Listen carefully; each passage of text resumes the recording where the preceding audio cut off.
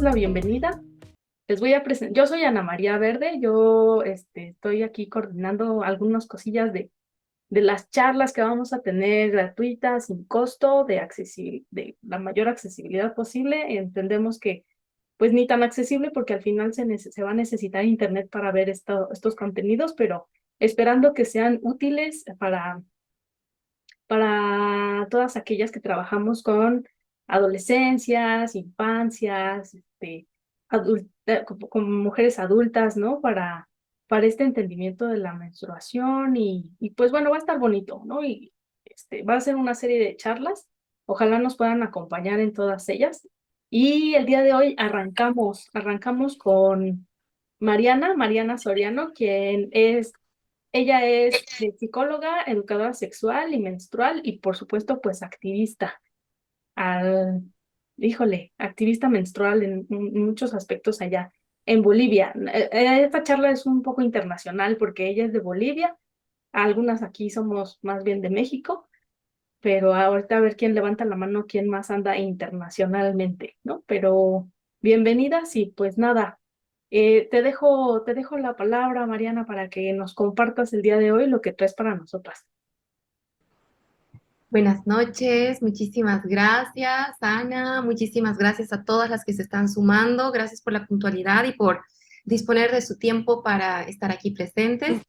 Pues sin más, arrancamos. El tema de hoy, lo que tengo preparado para compartir es la autodeterminación y el ejercicio de derechos para la dignidad menstrual. Y en realidad ha sido para mí muy chistoso cuando iba preparando la presentación, decía, oh, madre mía, oh, diosas mías, ¿en qué me metí? Porque realmente es un tema tan amplio y tan apasionante y espero que lo que tengo hoy para compartirles sea de mucha utilidad para todas. Así que sin más, arrancamos, si esto me lo permite, ahí vamos. Y les voy a pedir a todas las personas presentes que estamos hoy que reflexionemos en las siguientes preguntas para dar inicio a esto. Les pregunto, ¿tomas tus propias decisiones en relación a la anticoncepción? Sí, no, de vez en cuando, más o menos. ¿Eres capaz de decir no en la intimidad sexual? Es decir, estamos hablando del consentimiento. Es decir, eres capaz de decir no, no quiero, me desanimé. ¿Conoces las políticas en tu contexto, en tu país, que promueven tus derechos sexuales y derechos reproductivos? Algunas, todas, a medias, cada una responda. ¿Y has considerado el impacto que todas las anteriores respuestas y las preguntas tienen en tu vivencia de la ciclicidad menstrual? Pues con estas preguntas quiero abrir un poco este debate porque vamos a hacer una mirada no solamente afuera, sino la invitación en este espacio es que también hagamos una mirada interna, cada una de nosotras, cada una de las personas que está aquí conectada, para realmente pensar, sentir, reflexionar en torno a cómo vivimos nuestra propia autodeterminación, en torno al ejercicio de nuestros derechos, en torno al ejercicio de nuestra salud integral y, por supuesto, el tema que nos mueve y que nos apasiona en torno a nuestra propia vivencia de la ciclicidad menstrual y nuestra dignidad menstrual. Así que, para ello, yo dije, como les decía al inicio, madre mía, ¿dónde me metí? Y bueno, quiero empezar hablando acerca de la autonomía corporal, porque es algo que es uno de nuestros derechos que realmente ha sido de alguna manera, es de alguna manera muy expropiado de nosotras, de nuestras vivencias. Es decir, ustedes saben que a lo largo de la historia, nosotras las mujeres hemos sido de alguna manera consideradas como menores de edad y como niños y niñas, como niñas básicamente, teniendo que estar sujetas a las decisiones de nuestros padres, de nuestros esposos, de cualquier persona adulta y masculina, a nosotros y nosotras, ¿no? Incluso menor, pero sí es masculina, ¿no? Entonces, es algo que de alguna manera hace cientos de miles de años vivimos desalojadas de esta autonomía. Entonces, yo les voy a poner un poquito aquí de algunos ejemplos y algunos conceptos. La autonomía corporal, de acuerdo al Fondo de Población de Naciones Unidas, se trata de tener derecho a la autonomía corporal, que significa tener el poder y la capacidad de actuación necesarios para tomar decisiones sin temor a la violencia, sin que alguien decida por nosotros. Significa poder decidir si queremos tener relaciones sexuales, cuándo y con quién. Significa que las mujeres puedan decidir si quieren quedarse embarazadas y cuándo. Significa la libertad de acudir a un médico cuando sea necesario. Vean, ahí hay 3 conceptos que venían muy vinculados con las preguntas, ¿no? Si queremos tener relaciones sexuales, tomar decisiones sin violencia, decidir si queremos quedar embarazadas o no, decidir de acudir a un médico, a una atención en salud de manera autónoma si es necesario, y por supuesto, ser capaz de decir no, de decir sí, o yo decido sobre mi cuerpo. Todo esto sienta las bases de una vida empoderada y digna. Entonces, ¿qué pasa? ¿Por qué esto es un tema y por qué lo vengo a debatir y se los pongo sobre la mesa para que lo devoramos como un delicioso banquete? Porque es muy triste, loco y extraño, pero todo esto de la autonomía corporal empieza a debatirse recién. En realidad, en los años 70 se junta autonomía y corporal, gracias a los movimientos feministas. Pero no es a partir de los 90 que entran en el escenario internacional y, por ejemplo, en la Conferencia Internacional sobre Población y Desarrollo de 94 en el Cairo, y en la Cuarta Conferencia Mundial sobre la Mujer en el 95, es cuando se empiezan a tomar estos temas como un eje de acción y de atención sobre el cual los estados y gobiernos tendrían que tomar acciones. ¿Por qué? Porque nos dimos cuenta que nuestros derechos no solamente estaban en lo público, ¿no? Que también había una violencia extrema en lo privado y que todo esto tenía, y además, lo privado no solamente en el hogar, sino también lo privado es lo que sucede, por ejemplo, dentro de una consulta médica, porque eso no es algo que tú vas, cuentas, hablas, ¿no? O sea, lo privado realmente entra en tantos lugares tan invisibles y el tema de la autonomía corporal había estado completamente invisibilizada en este escenario en el cual se empieza a poner, digamos, de manifiesto el tema de la violencia, el tema de lo privado, que también es político, etcétera. Entonces, no es hasta el 94 que este concepto de la autonomía, de la autodeterminación, que nos va a dar la base para autodeterminarnos, empieza a entrar en escena. Entonces, ¿qué hago yo hablándoles en el siglo XXI de autonomía? Pero ahí pongo algunos aspectos que me gustaría que consideremos. Porque muchas amigas me dicen, no, pero ya está, o sea, con el feminismo sabemos que hay mucho trabajo por delante, pero estamos avanzando. Y es que en realidad todavía existe un montón de barreras y falta de opciones anticonceptivas que además podamos nosotras decidir de manera autónoma e informada, conociendo el impacto que tienen en nuestro cuerpo para planificar nuestros embarazos si deseamos ser madres.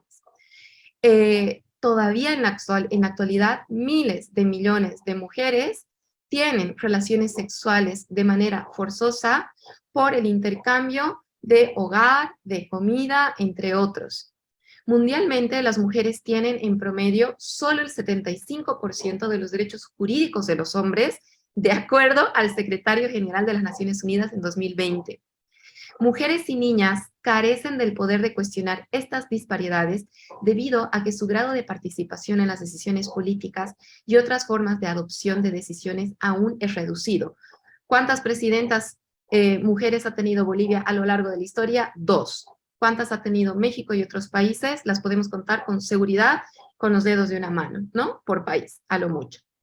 Entonces, es evidente que todavía nuestra autonomía y nuestra autodeterminación se ven afectadas no solamente por un factor, sino por una multiplicidad de factores que perpetúan algunas, digamos, vivencias en la violencia y que justamente carezcamos de esta autonomía, de esta autodeterminación y de ser capaces de decidir por nosotras mismas y tomar decisión y palestra en escenarios en los cuales podamos incidir en políticas para que éstas sean para que éstas tengan una implicación positiva en la vida de otras mujeres y niñas. Entonces, la vida de muchas personas, pero especialmente la de las mujeres y niñas, está marcada por una carencia de integridad y autonomía corporal vinculada a la falta de capacidad para tomar decisiones. Esto no significa que no podemos tomar decisiones, que no somos capaces de tomar decisiones. Por favor, no me lo interpreten así. Con este párrafo, que además es tomado de UNFPA, me refiero a que existen una cantidad de aspectos que se vinculan a que afectan directamente a nuestra integridad y autonomía, lo cual va a hacer que sea más difícil para nosotras poder decidir de una manera informada, consciente y completamente decidida, por así decirlo, completamente enraizada, completamente corajuda, completamente informada. Entonces, un detalle importante, sumando a todo esto, que no es poco, es importante que siempre nos pongamos las gafas del enfoque de género, pero que además comprendamos que a nivel global se estima que 736 millones de mujeres, es decir, 1 de cada 3, ha experimentado alguna vez en su vida violencia física o sexual por parte de una pareja íntima, o también ha experimentado violencia sexual perpetuada por alguien que no era su pareja. Y de estos 736 millones, el 30% de mujeres era de 15 años o más. Muchas cifras de los abusos sexuales infantiles o de mujeres menores de 15 o 14 años muchas veces no son contabilizados porque no son denunciados. Entonces, eso es un detalle muy importante. Estos son datos de Naciones Unidas. Y en ese sentido, quiero que las invito a que, aparte de que nos pongamos los lentes de las gafas del enfoque de género, hablemos y comprendamos la importancia que tiene la interseccionalidad, que es una categoría de análisis que también la debemos a nuestras maravillosas compañeras feministas, quienes hacen esta reflexión comprendiendo que no solamente es el género lo que va a implicar a que tengamos una diferencia o una distinción en nuestras oportunidades relacionadas a los hombres, sino son muchos factores que intersectan, como la raza, como la edad, como la orientación sexual, como la clase económica o social, y un sinfín. Entonces, las consecuencias de la desigualdad de género en algunas mujeres y niñas resultan amplificadas por múltiples fuentes de discriminación. Como les decía, razones de edad, raza, etnia, orientación sexual, discapacidad, incluso la ubicación geográfica. Norte, sur, marca una diferencia en nuestro mundo. Cuando diversos tipos de discriminación se intersectan, es decir, se entrelazan, se juntan en un punto en común, que somos nosotras, las mujeres, las niñas, las adolescentes se ven aún más expuestas al riesgo de no poder disfrutar de su autonomía corporal y sus derechos, y se encuentran más lejos que nunca de lograr la igualdad de género. Y ahí, como pueden ver en esta imagen y en este gráfico, es como que tenemos distintos aspectos que nos atraviesan: edad, raza, género, educación, ubicación geográfica, cultura, etcétera, de orientación sexual, identidad genérica, y es súper importante que lo comprendamos y además que tengamos eso muy, muy, muy en claro y muy presente siempre que hablemos de dignidad menstrual, siempre que hablemos de educación en sexualidad, de educación menstrual, etcétera, porque eso hace una gran diferencia. No es lo mismo trabajar, yo soy educadora menstrual y trabajo con poblaciones muy distintas. Trabajo con niñas que me pueden pagar los talleres y que tienen un nivel educativo y unas condiciones de vida muy distintas a las niñas con quienes trabajo con el proyecto maravilloso que tengo con una colectiva hermosa que luego les voy a contar al final, con quienes trabajamos con niñas, jóvenes y adolescentes en situación de alta vulnerabilidad, trabajadoras de calle, en situación de calle, en situación de orfandad, etc. Entonces, es súper importante que nos pongamos esas gafas y que comprendamos que, por ejemplo, en estos dos ejemplos que les doy, la atención es distinta. ¿Por qué? Porque el mismo hecho de haber podido alimentarse de una manera o de otra, o el descanso, o el sueño, o el solamente el grupo A de niñas tiene la posibilidad solo de estudiar y de ser niña, pero el grupo B tiene que estudiar y trabajar en la calle y trabajar en la casa y son distintas situaciones. Entonces es súper importante que tomemos en cuenta la interseccionalidad. ¿Por qué? Porque todo esto nos va a dar cuenta de la brecha de género. Y les quería comentar esta tristísima noticia que, dado a las condiciones y a la pandemia que hemos vivido y todos los eventos que estamos viviendo y atravesando como humanidad, si se mantiene el actual nivel de progreso, el informe de Naciones Unidas estima que se necesitarán hasta 286 años para cerrar las brechas en materia de protección legal y en eliminar las leyes discriminatorias. 140 años para alcanzar la representación equitativa en puestos de poder y liderazgo en el lugar de trabajo, y al menos 40 años para lograr una representación igualitaria en los parlamentos nacionales. O sea, miren qué extremo es esto. O sea, 286 años para que equiparemos la brecha de género. Es decir, nuestra generación no la va a ver. Si tenemos hijas, posiblemente no la van a ver. Y si nuestras hijas tienen hijas, tampoco. Y si ellas tienen hijas, tampoco. O sea, necesitamos 3 a 4 generaciones para que no exista esa brecha de género. Por ahí hay un micrófono abierto, porfa, si lo puedes. Eso, gracias. Entonces, les pido que pensemos en eso y digamos, wow, o sea, ¿qué hago yo ahora? ¿No? Y con eso no trato de desanimarlas, sino que simplemente nos pongamos estas gafas y pensemos entonces cómo le hacemos. Entonces, ¿qué onda con esto de la autonomía corporal? Y yo me he enfocado ahora en traerles algo muy concreto para que realmente veamos y comprendamos no solamente a qué nos referimos con la autonomía corporal, sino qué esfuerzos se han hecho para tomar pasos y acción concreta, porque el tema de la autonomía y la autodeterminación es algo que necesitamos poner sobre la mesa en nuestro debate, en nuestras agendas, pero sobre todo en nuestra práctica y en nuestro accionar. Entonces, el UNFPA en el 2021 se da el trabajo de medir la autonomía corporal de niñas y mujeres, niñas, adolescentes, jóvenes y mujeres.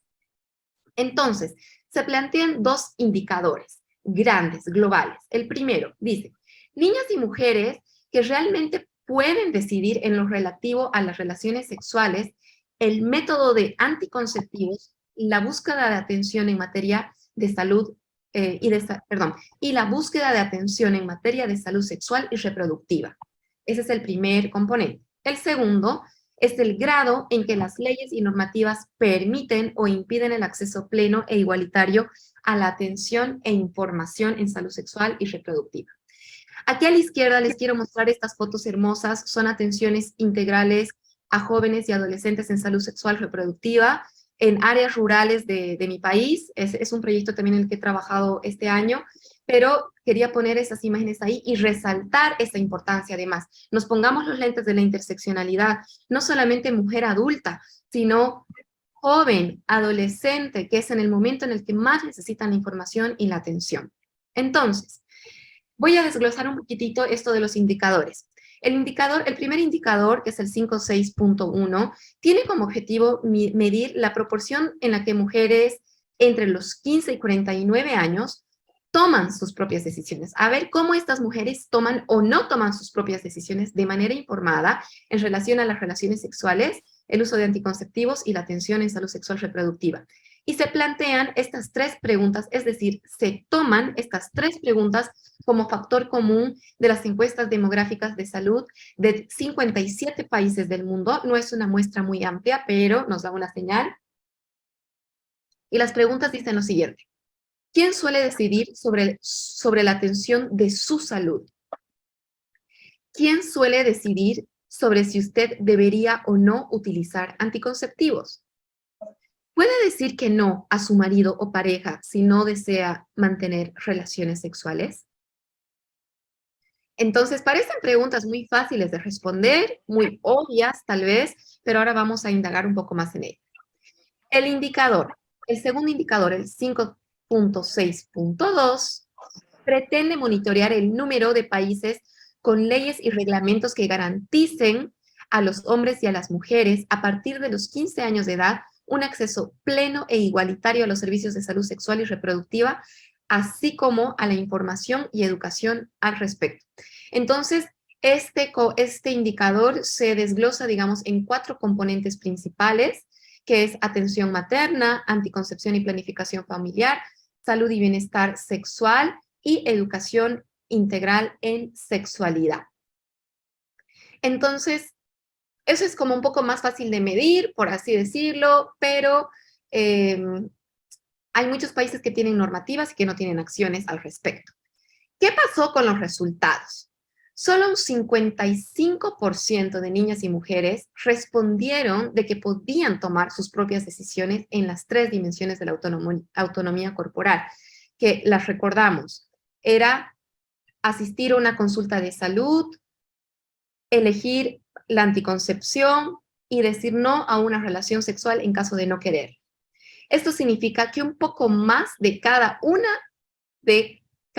mujeres y niñas tiene el poder de decidir si desea obtener atención en salud, incluidos los servicios de salud sexual y reproductiva, en qué momento, y si desea utilizar métodos anticonceptivos, y así también si desea mantener relaciones sexuales con su pareja, o marido, o con quien fuera. Pero yo les voy a pedir ahí que analicemos algo. Para que una mujer pueda decir no, como lo habíamos revisado en el inicio, hay muchos otros factores. Existen situaciones de violencia, existen situaciones de maltrato, de abuso, existen situaciones de desinformación. Y en ese sentido, las invito a que miremos este gráfico 4, donde habla del poder individual.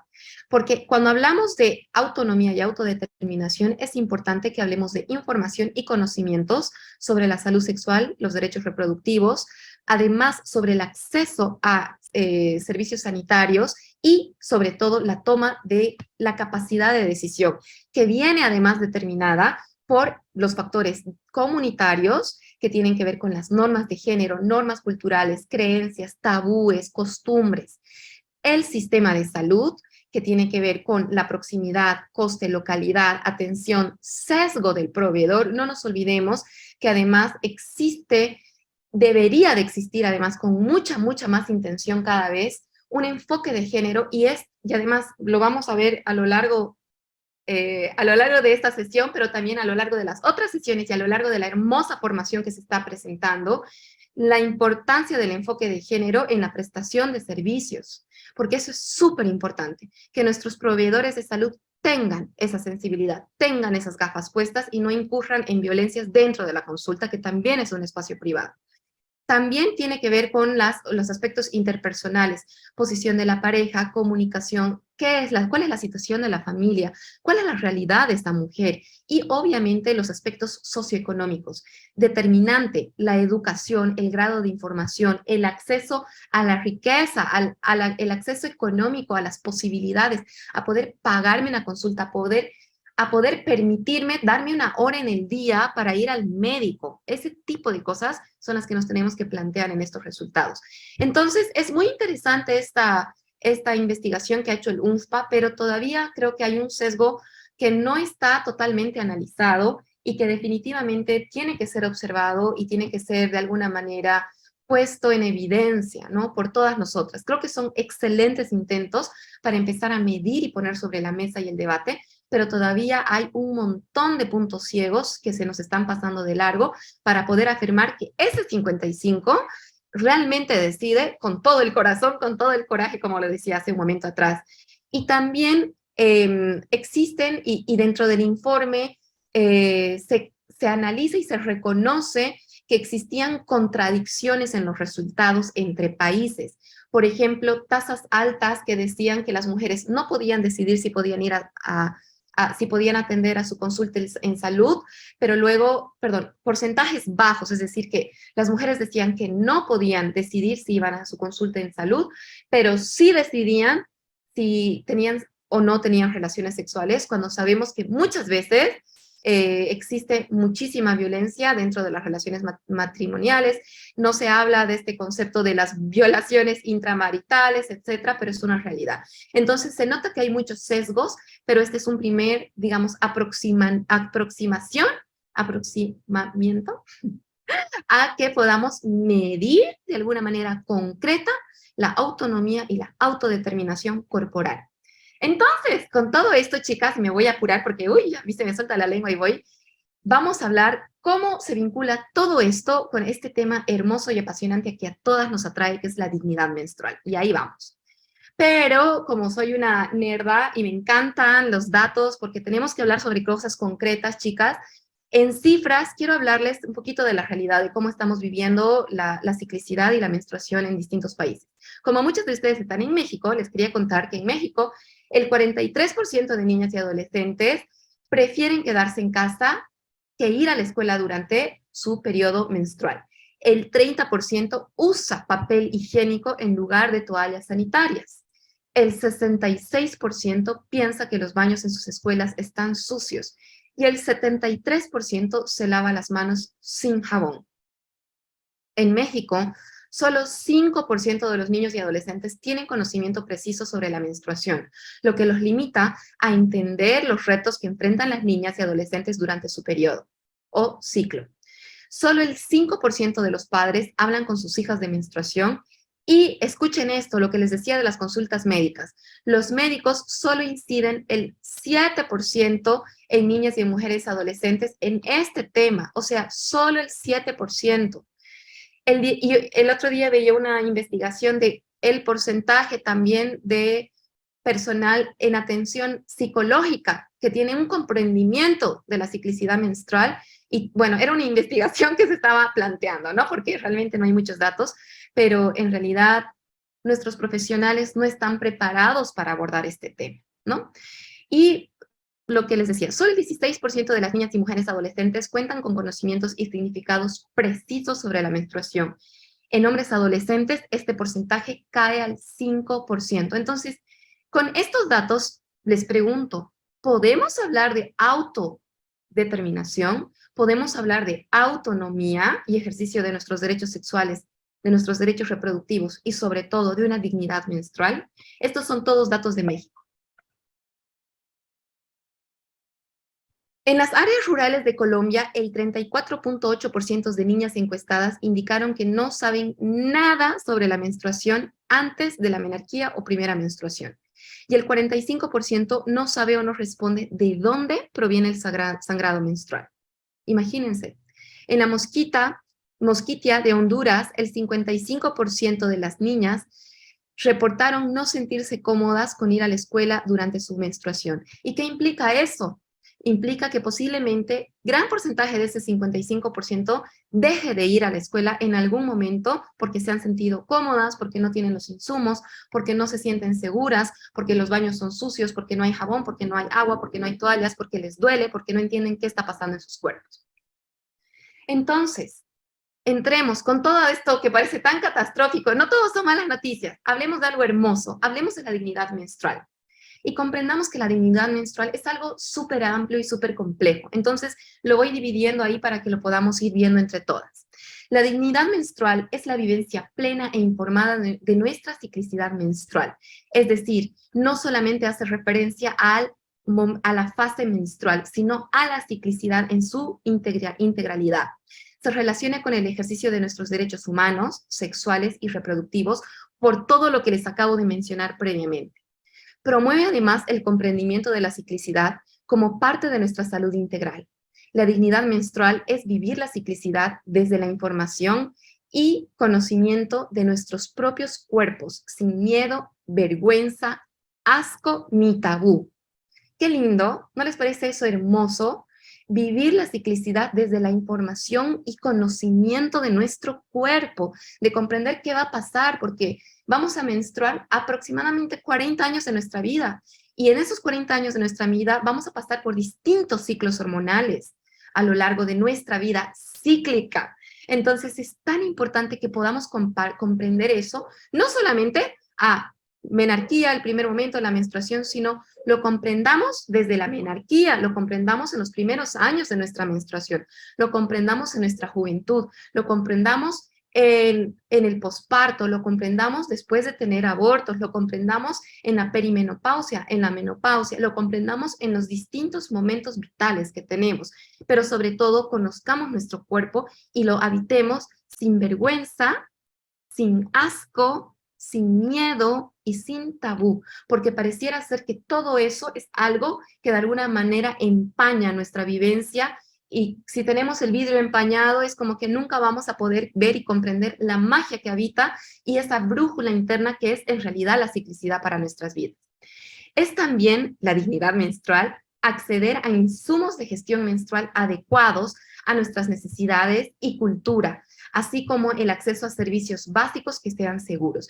Y por supuesto, todo esto tiene que ver con procesos educativos, con procesos educativos a lo largo de nuestra vida, además accesibles a todas las personas y a las necesidades, adaptados a las culturas y necesidades de todas las personas. Entonces, continuando y aterrizando un poco más, hemos visto el concepto de la dignidad menstrual, ahora les hablo un poco de la salud menstrual. Y aquí tengo un pequeño concepto de UNICEF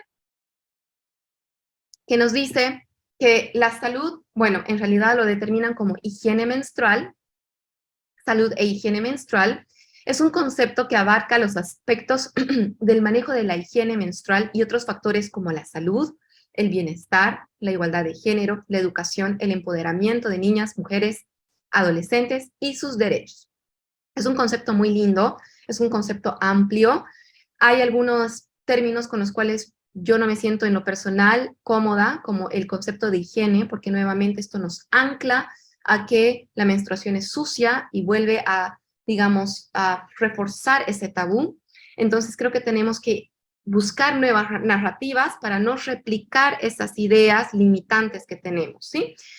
Pero este concepto que es bastante general, yo lo he desglosado en algo que me gustaría que lo aterricemos y que les pido a todas ustedes ahora que hagamos el ejercicio de mirarlo cada una en nosotras mismas, cómo lo vivimos. Entonces, yo voy a poner la salud menstrual y como centro, nosotras y nuestra vida y nuestro estilo de vida.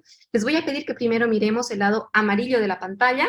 Está el ciclograma ahí, está todo un ciclo menstrual ahí marcado y vamos a ir hablando de ello. Entonces, cuando hablamos de estilo de vida, hablamos de alimentación, hablamos de actividad física, hablamos de sueño y de descanso, hablamos de salud psicoemocional. ¿Por qué? Porque el estrés y en especial el cortisol están totalmente vinculadas con nuestra ciclicidad y con nuestra salud hormonal y en realidad son, digamos, las grandes antagonistas o protagonistas en la escena cuando empezamos a tener dificultades, ciclos irregulares, amenorreas, etc. Mucho tiene que ver con el estrés y el cortisol, pero con nuestro estilo de vida. Tiene que ver también la salud menstrual con los disruptores endocrinos, y ahí vuelvo a aterrizar con el tema de la autodeterminación, con el tema de la autonomía. ¿Cuánto sabemos de lo que consumimos? Realmente, ¿sabían ustedes que entre los disruptores endocrinos más potentes está la ropa? La ropa que utilizamos tiene un montón de disruptores endocrinos que ni siquiera estamos al tanto, ni hablar de los insumos de gestión menstrual desechables, que ustedes saben que contienen, y si no lo saben, contienen ciertos componentes que están completamente prohibidos para la ingesta humana, pero al utilizarse en toallas que no son para ingesta directamente, están permitidos. ¿Qué sucede? Nuestra vulva, nuestros labios, absorben esos componentes y es básicamente como si nuestra vulva se los comiera. Entonces, como eso no está de alguna manera considerado, ¿no? Por supuesto, la educación menstrual integral es parte fundamental de la salud menstrual y los insumos de gestión menstrual. Ahora, yo he puesto la educación menstrual y los insumos de gestión menstrual adrede al lado del recuadro que pueden ver, en el cual hablo de contexto y cultura, género e interseccionalidad, violencia, políticas y economía. ¿Por qué? Porque están muy cerca y están muy vinculados, ¿no? Como que todo lo que está más a la mano derecha son cosas que tal vez podemos de alguna manera más controlar o estar más en poder nosotras, pero las que están un poco más para el lado de la izquierda son un poco más difíciles para controlar de nosotras. Entonces, yo les pregunto, queridas compañeras, realmente de todo esto, ¿cuánto podemos nosotras determinar y decir, oye, sí, yo sí sé cómo me alimento, yo sí sé cómo alimentarme de acuerdo a mi ciclo? Sí, tengo una buena actividad física, comprendo la importancia, practico, me doy el tiempo, tengo la posibilidad de agendar actividad física, descanso 8 horas de sueño. El sueño es fundamental para nuestra salud hormonal, es fundamental, fundamental para nuestra salud hormonal y es lo que más se ve afectado. Y además, comprender que la salud menstrual no solamente es la salud física, tiene un alto e importante componente psicoemocional y es súper importante que lo pongamos sobre la escena porque de eso se trata nuestra ciclicidad, de comprender la multidimensionalidad que tiene y poder abrazarla. Entonces, con esta mirada, las invito a que un poco pensemos realmente, uy, ¿hasta qué punto realmente soy autónoma o autodetermino en mi salud menstrual? ¿Tengo la información necesaria? ¿Sé cómo funciona mi ciclo? ¿Sé cómo funciona mi cuerpo? ¿Sé qué le pasa a mi cuerpo si yo no duermo 8 horas? ¿Puedo identificar con el color de mi sangre qué le ha sucedido a mi cuerpo el ciclo pasado? ¿Puedo comprender mi salud menstrual desde una mirada emocional, comprendiendo que mi cuerpo y mis emociones van a tener una ciclicidad, que van a haber momentos en los que tengo mucha energía, mucha fuerza, mucha claridad para ciertas actividades, pero que en otro momento necesito descanso, tal vez un poco de aislamiento, tal vez otro tipo de alimentación, tal vez otro tipo de cuidados, que mi capacidad productiva es distinta, tal vez mi intuición está más despierta.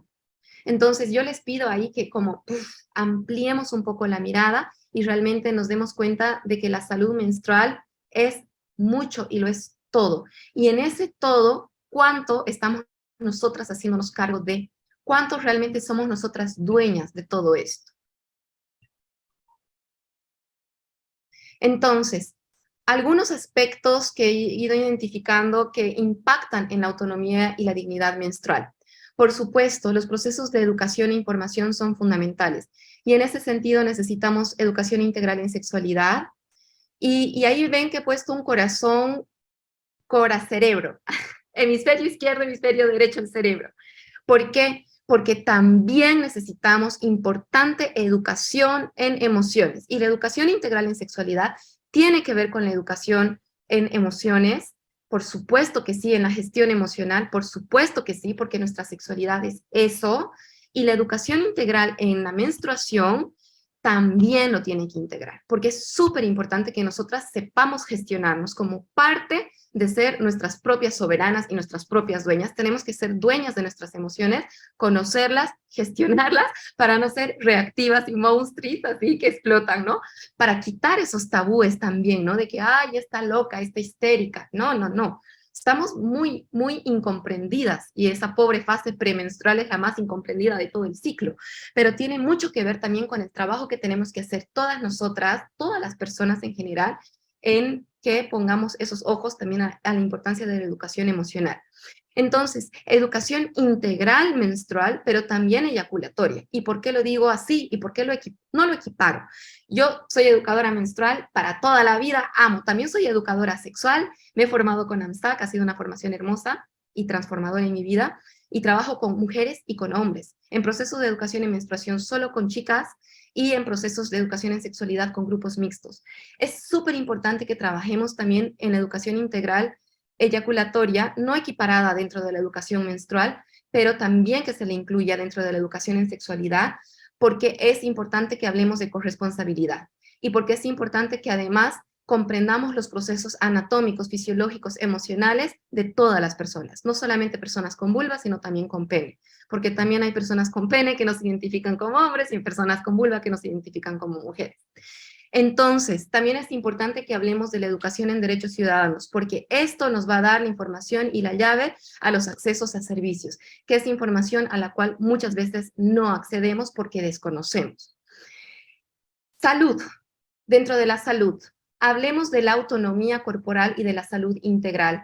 Yo les pregunto, ¿sus doctores, sus médicos, sus ginecólogas promueven la autonomía corporal en ustedes? ¿Promueven la salud integral en ustedes? ¿Promueven que ustedes sepan, que investiguen, que se hagan cargo de su salud? ¿O solamente les dan una receta y hasta luego? Lo propio con la autonomía corporal en la intimidad y poder hablarlo y gestionarlo de una manera abierta, libre y sin tabú.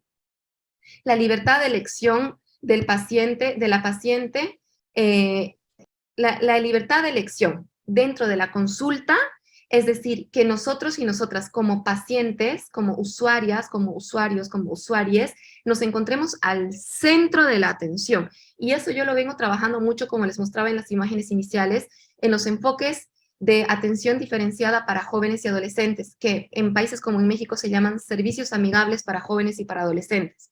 Entonces, es súper importante que le pongamos esas gafas también y que nos pongamos a nosotras, las personas, y en especial las mujeres, menstruantes, ciclantes, a todas las personas en el centro.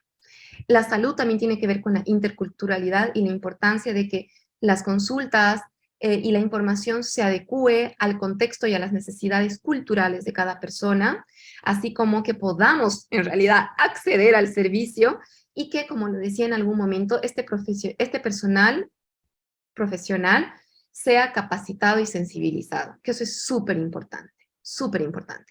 Y pueden ver que he puesto esas hermosas cuadraditos, casillitas con la bandera LGBTIQ+, porque quiero que sigamos con las gafas puestas de la interseccionalidad y pensemos en la dignidad, en la autonomía y en la autodeterminación de las personas trans y de las personas no binarias que también son ciclantes y que son igualmente excluidas e invisibilizadas y que en realidad no existen datos y no existe información en torno a cómo gestionan y cómo vivencian su ciclicidad en muchos aspectos.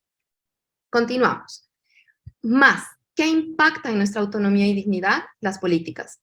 Entonces, la autonomía depende de que las leyes faculten, no limiten. Y eso requiere de que cambiemos normas y que ofrezcamos oportunidades. Por ejemplo, los impuestos a los productos de la ciclicidad menstrual, que en muchísimos de los países tienen tasas altísimas de pago y de porcentajes. En Bolivia es el 18%, no estoy segura ahorita en México. La autonomía implica la medición, y en ese sentido aplaudimos el esfuerzo que ha hecho UNFPA el año pasado para medir la autonomía corporal, pero que todavía tenemos un trabajo largo por adelante para medir una autonomía de una manera mucho más precisa, mucho más transparente también. La autonomía además requiere inversión y eso es voluntad política, porque sin recursos no se van a hacer las cosas. En Bolivia tenemos políticas hermosas, tenemos políticas, por ejemplo, de educación en sexualidad maravillosas. Sin embargo, no tenemos la aplicación, no tenemos ejecución presupuestaria, no tenemos una real voluntad política de que eso se vuelva materia, que eso se vuelva carne. Entonces, no pasa nada.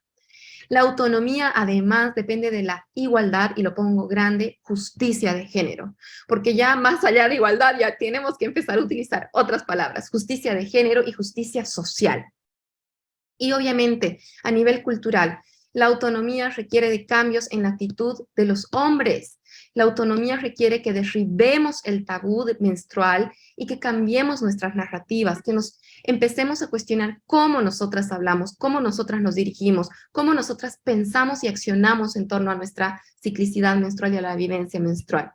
La autonomía requiere que replanteemos nuestras prácticas y que vayamos a la acción. Así que, ¿ahora qué? Vámonos a la acción. Como les decía, es súper importante que hagamos un cambio de narrativa. Por ejemplo, dejemos de decir y comprender la menstruación o la menstruación como la comprendemos, ¿no? De días de sangrado al ciclo menstrual. Y lo propio, cambiemos este paradigma de hablar de higiene a salud menstrual. También, integridad del ciclo menstrual, como lo mencionaba antes, en todos los niveles de la salud, física, emocional y mental. La ciclicidad menstrual no solamente es algo que nos pasa en el cuerpo, también nos pasa en las emociones y también tiene un impacto completamente directo con nuestra manera de procesar pensamientos, ideas, acciones y reacciones, porque es química hormonal la que pasa en nuestra mente, en nuestro cuerpo, en nuestra mente, en nuestro cerebro. Los insumos de gestión menstrual. Busquemos opciones de acorde a nuestras necesidades y cultura. Obviamente tenemos que abogar siempre por insumos de gestión menstrual que no contaminen nuestro cuerpo, que no contaminen nuestro medio ambiente, porque sabemos que no podemos continuar contaminándonos, que no podemos continuar enfermándonos, pero no podemos cerrarnos a comprender de que existen mujeres que no tienen agua, ni siquiera para tomar, para poner a hervir un puñado de maíz. Entonces no podemos pedirles que pongan a remojar sus toallas higiénicas y que luego laven la copa y que no. Entonces tenemos que también ser racionales y tenemos que pensar de acuerdo a las necesidades y a la cultura, pero buscar opciones que sean renovables, que sean acordes, que mejoren nuestra salud. También tenemos que generar red entre la academia y quienes estamos en la práctica. Hay mucha academia en el tema de la ciclicidad menstrual, pero hay como un desvíncula, está como rota esa brecha, ¿no? Hay una brecha, las académicas están por aquí, hablándolo por allá, y las que estamos como en terreno estamos por aquí, haciéndolo y dando el cuerpo y dando el cuerpo. Entonces, cada una está dando el cuerpo por lado distinto. ¿Por qué no unimos nuestras cuerpos y hacemos un gran festín y podemos beneficiar mucho más de eso? Necesitamos generar red entre la academia y la práctica. Y, por supuesto, trabajar a un nivel multisectorial, comprendiendo que la ciclicidad menstrual no solamente es cuerpo, es mente, es economía, es política, es salud, es educación, es cultura, es comunicación, es lingüística, es arte, es todo, ¿sí? Y por supuesto, democraticemos la información. Entonces, para terminar y para cerrar, la acción, ¿por dónde empezamos con todo lo que les he dicho? Parece mucho. Empecemos por casa. Y les voy a pedir a todas que se pongan de nuevo en el centro de ese círculo y les voy a decir a ustedes y les voy a impulsar con mucho amor a que conozcan su cuerpo y su ciclo. Si no se conocen ustedes, ¿quién lo va a hacer por ustedes? Nadie, ni su ginecóloga más amada. Ustedes, son ustedes quienes se habitan a ustedes mismas, nosotras, a nosotras mismas. Conocer distintas maneras de sanarnos, y a eso me refiero, seamos nuestras propias sanadoras. Hay mucha medicina, el masaje, las plantas, la respiración. No necesitamos ser eruditas, son pequeñas prácticas para poder retomar esa autonomía, retomar esa autodeterminación. Y eso nos va a llevar a reconocer también nuestro patriarcado interno, a comprender estas prácticas que son nocivas para nosotras, sobre exigirnos, no descansar, alimentarnos mal, no gestionar nuestras emociones. Reconozcamos ese patriarcado interno y nos hagamos cargo de él. Si no somos nosotras, ¿quién, queridas? Nadie lo va a hacer por nosotras. Creemos comunidad. Y eso es lo que nos va a salvar siempre. Esa es la manera en la que nos vamos a poder sostener trabajando y articulando de manera colectiva. Solitas no podemos hacerlo todo, compañeras. Caminando juntas vamos a llegar mucho más lejos. Y por supuesto, lo personal es político. Tómatelo como tiene que ser, con la importancia y con la seriedad, pero con la alegría, con el amor, con el goce y con el disfrute que también merece esta revolución, porque si no la gozamos y si no la bailamos, no es nuestra, ¿sí? Y obviamente accionamos, y ahí me dirijo a todas ustedes, les agradezco muchísimo por haber estado escuchando toda esta chapa que les acabo de dar, que ya quiero terminar porque ya me he pasado un poquito del tiempo. Felicidades por estar aquí, porque este es el primer paso para tomar acción, formarse. La formación que se está proponiendo desde EMSAC, que ahora nos va a contar mucho más Ana, es una formación hermosa, súper integral, viene con todo el power y es necesario hacerla. Es necesario formarnos e informarnos para que podamos accionar desde todos esos ejes que hemos visto ahora. Entonces, ahí les dejo un poquitito algunas redes. Las invito, por favor, a que miren el proyecto Jaguar. Han podido ver muchas imágenes del proyecto Jaguar en esta presentación, que es un proyecto de dignidad menstrual que desarrollo con unas compañeras hermosas y poderosas aquí en Bolivia. Trabajamos con mujeres en situación de vulnerabilidad. Y bueno, mi Instagram personal es Uteraplacer, lo tengo un poco dormido, pero al año lo voy a reactivar, ahí comparto información en sexualidad de todo un poquito, y se van a venir muchas cositas lindas al año, así que las invito a que también puedan seguirnos por ahí. Y bueno, cerrar con la dignidad menstrual es para todas, para todas, para todas las personas. Así que gracias. Cierro por acá y me va a encantar escucharlas, escucharnos, que hablemos, que nos sintamos, sus dudas, comentarios, acuerdos, desacuerdos, por ahí va. Gracias, Bella. Muchas gracias, Mariana. Ahí, pues ya hay dudas y comentarios en el chat desde hace ratito. No te los quise interrumpir para que la charla terminara como fluidamente, pero una de las preguntas, por ejemplo, aquí Patti Garcés nos dice, ¿de qué año son los datos, los de México? Los datos, los datos de México, ahorita no estoy segura, pero no datan más allá del 2000, a lo más tardío es 2019. Pero mientras hablamos lo reviso, porque lo tenía a la manito. Ok. Otra persona, a ver, aquí dice, Ana Luisa, ¿cuál es la mejor edad para platicar o informar a las niñas y niños sobre este tema? Todas las edades, desde chiquititos y desde chiquititas. O sea, realmente es la misma pregunta, nos las hacen mucho con educación en sexualidad y sabemos que toda la información va de acorde a la etapa de desarrollo y las dudas que ellos y ellas tengan, pero es súper importante que las niñas sepan desde temprana edad y los niños también, porque si te pones a pensar, desde los 6, 7 años en adelante, empiezan los primeros cambios en el cuerpo, empiezan los primeros cambios internamente hormonales, ¿no? O sea, y cuando llegan los chicos y las chicas a la adolescencia, a la preadolescencia y a la adolescencia, cuando ya es evidente que ya está llegando la menstruación, es recién cuando queremos hablar y es tarde. ¿Por qué no podemos hablar antes? ¿Por qué no les podemos informar antes de lo que se viene para que así cuando vengan sucediendo estos cambios estén al tanto y estén atentos? Entonces, yo siempre invito a que podamos hablar desde tempranas edades. Obviamente a los 6 años no hace falta que tú le vayas a contar que el ciclo, que la fase lútea, que el estallido folicular, porque es algo súper complejo, pero sí empezar a hablar de los cambios del cuerpo, sí empezar a hablar y naturalizar ese diálogo, incluso como mujer adulta, ¿no? Ah, sí, yo menstruo y tú también menstruarás en algún momento, y los hombres eyaculan, ¿no? O sea, es como totalmente normal. Entonces, la invitación es a que lo podamos hacer en edades tempranas.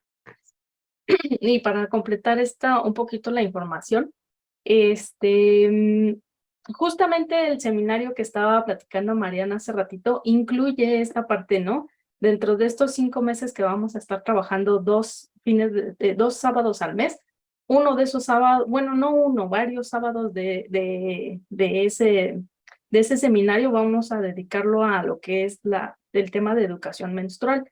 Y aliados menstruales y así, ¿no? Entonces, para que también ahí vayamos, pues considerando que podemos tener esa formación también ahí. Y de todos modos, a ver si podemos hacer alguna charla, ¿no? Al respecto, que no esté incluida dentro del seminario, pero que sí pueda ser accesible, así como lo está haciendo esta charla. Aquí dice Marlene, sigo en búsqueda de una ginecóloga que no me juzgue en base a estereotipos y que esté sensibilizada. Pues sí, ahí estamos en estas búsquedas y en estas formaciones y sensibilizaciones también a profesionales de la salud. Victoria, aquí anda nuestra querida Victoria, dice hermosa charla. Bueno, hablando de Victoria, y sobre la pregunta de Dayana, les quiero presentar tantito aquí, que la siguiente semana vamos a tener ay, ¿sí me alcanzan a ver? ¿O ya no? Sí, te vemos. ¿Sí? Ok. Vamos a tener esta charla, que es la charla sobre gestión menstrual. Entonces aquí nuestra querida Victoria va a estar presentándonos la siguiente semana. Así es que igual el enlace se los voy a hacer llegar muy pronto. Si ustedes están interesadas, de todos modos se los voy a enviar, ya si ustedes quieren, pues entran, y si no, pues nada, me avisan por correo electrónico de no, yo no quiero. Erika dice muchas gracias, Dayana, gracias. La doctora Perla nos dice gracias por compartir y felicidades por el trabajo. Brenda, me encanta, mil gracias. Michelle, muchas gracias. Mariana también dice muchas gracias por esta plática tan linda como informativa. Carolina nos pregunta, duda, ¿hay métodos que sean apropiados de acuerdo a la edad? por ejemplo, la copa a niñas de 10 años. ¿Quieres contestarla o? Ajá. Bueno, igual luego la siguiente van a estar con la Victoria, que es así súper especialista en estos temas, pero yo no creo que tenga que ver nada en realidad con el tema de la edad. Depende un poco más de la persona y de las ganas de la gestión menstrual. Sabemos que el tema de la virginidad, por ejemplo, no va ya más allá de ese constructo social. Entonces, en realidad, yo lo que recomiendo es que las chicas empiecen con toallitas, que de alguna manera son un poco más externas o más amorosas, porque también tenemos que comprender que la relación con nuestro cuerpo es algo que tenemos muy peleado, ¿verdad? Entonces, tocarnos, meter, tal vez puede ser mucho, pero en realidad yo, por lo que tengo entendido, no existe ninguna contraindicación que se utilice la copita. No sé si en niñas de 10 años, pero en niñas de 12, 13 años, ningún problema. Tal vez si son muy chiquititas, no, esperar un poco, pero yo sé que no hay ninguna otra dificultad. Ok. Aquí Gabriela nos dice muchas gracias. Y pues bueno, si no hay más, Stephanie también, gracias. Si no hay más dudas, lo que sí les quiero comentar y les quiero presumir es que Mariana nos va a estar acompañando como facilitadora en el seminario de educación y acompañamiento menstrual que inicia en febrero. Y un poquito les voy a spoilear el temario. Les voy a decir, no les voy a decir todo porque se los voy a ir soltando conforme pasen las charlas, o conociendo a todas las facilitadoras que van a estar, pero Mariana nos va a acompañar con creencias y actitudes de los diferentes grupos culturales y pueblos originarios, celebraciones y ritos de paso, iniciación, leyendas, estudios sobre la religiosidad y la menstruación, conocimientos, simbolismos, mitos ancestrales, ciclo lunar, por ahí un poquito de manejo herbolario. También nos va a acompañar ampliando toda esta charla con aspectos políticos y legislación en Latinoamérica, ¿no? Con otra clase acerca de eso. Y finalmente con autosanación y arteterapia, ¿no? Un poquito de esos son los temas que Mariana nos va a estar brindando en el seminario. Y pues nada, Mariana, muchas gracias. ¿Quieres algo que quieras agregar? ¿Tienes algo? Invitarlas, ya han visto, va a estar hermosa la formación, yo no me la voy a perder, yo voy a estar ahí acompañando en algunas temáticas, pero no me quiero perder ninguna sesión, así que súmense a esta revolución cíclica, las esperamos, va a estar increíble, es transformador y el trabajo de la escuela altamente recomendado. Yo ya he pasado por la escuela y me quedo, ya me ven, aquí estoy. Así que las esperamos. Para que se formen como eso, como educadoras y consejeras menstruales.